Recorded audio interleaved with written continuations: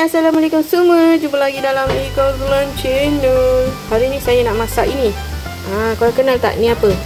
Ni kulit lembu. Orang Jawa panggil lulang.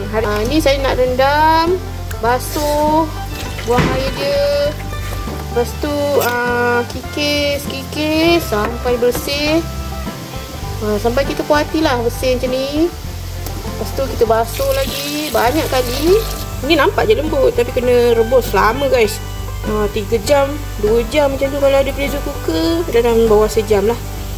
Tulang ni kena bersihkan tau, kulit lembu ni kena bersihkan. Dalam-dalam dia semua ni kena kikis. Kikis sampai bersih. Sampai kita puas hati lah bersih. Kena kikis. Ini hasilnya yang saya dah rebus selama 35 minit dekat pakai tekanan kalau pakai dapur gas 35 minit dia masih koreh lagi. Okey, korang tengok kat sini. Lembut guys, dia lembut dah.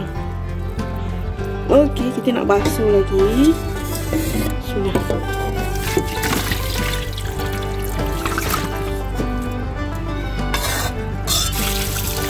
Kita nak basuh lagi, nak bersihkan lagi dia. Okey, kat sini saya dah sediakan bahan-bahan untuk saya buat sambal tahun. Okey. Bahan-bahan tumis dia, bawang merah besar, bawang merah kecil, lengkuas yang saya gigih tadi saya ambil dekat belakang. Lepas tu bawang putih. Semua dia kita iris je. Cili api. Lebih banyak lagi sedap lah. Kita tak payah potong, kita biar sebiji-sebiji macam ni. Bahan utama kulit lembu. Allah, lembut guys. Lembut. Sebenarnya ni dah boleh digigit, dah boleh makan. Tapi dia tahu lah, belum masak kan. Perlukan santan santan perah. Santan ori lah. Ini beli semalam, lepas tu bekukan. Kita tak pakai semua, kita pakai sikit je. Ikut kadar yang kita nak guna ni lah. Okey, panaskan minyak. Lepas tu minyak dah panas, korang masukkan semua bahan ni. Kita tumiskan sampai lengkuas ni lembut tau. Bismillahirrahmanirrahim. Okey, kita tumis dulu. Okey, bahan-bahan ni semua dah garing, dah kekuningan. Lepas tu bau dia pun dah naik. Korang boleh masukkan belulang, kulit lembu ni. Kacau dulu.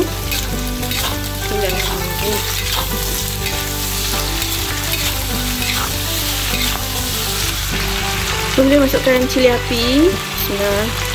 Dia lebih banyak, lebih best lah. Sebab masakan ni dia kena lemak-lemak pedas. Masukkan air biar bahan ni semua sebati.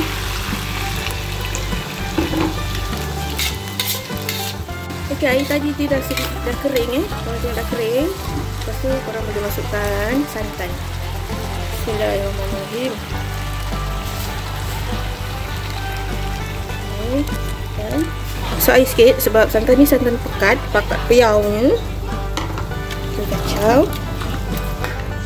Bismillahirrahmanirrahim.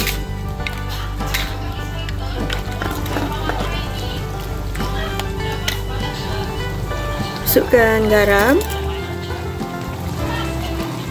Masukkan perasa sikit.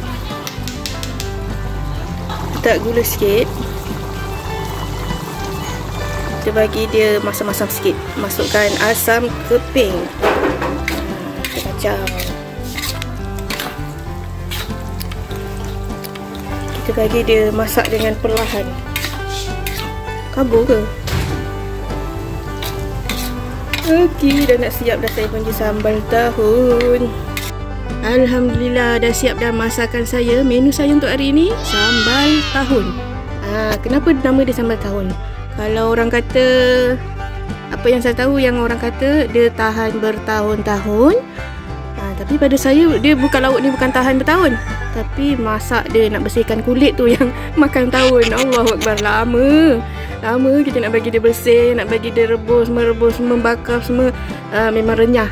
Okey, sampai sini saja video saya untuk kali ni. Korang jangan lupa like, subscribe, share dan komen macam biasa. Terima kasih support Ika Zulan Channel. Jumpa lagi dalam video seterusnya. Tak best tak share. InsyaAllah ini menu yang best untuk korang cuba. Bye bye. Assalamualaikum.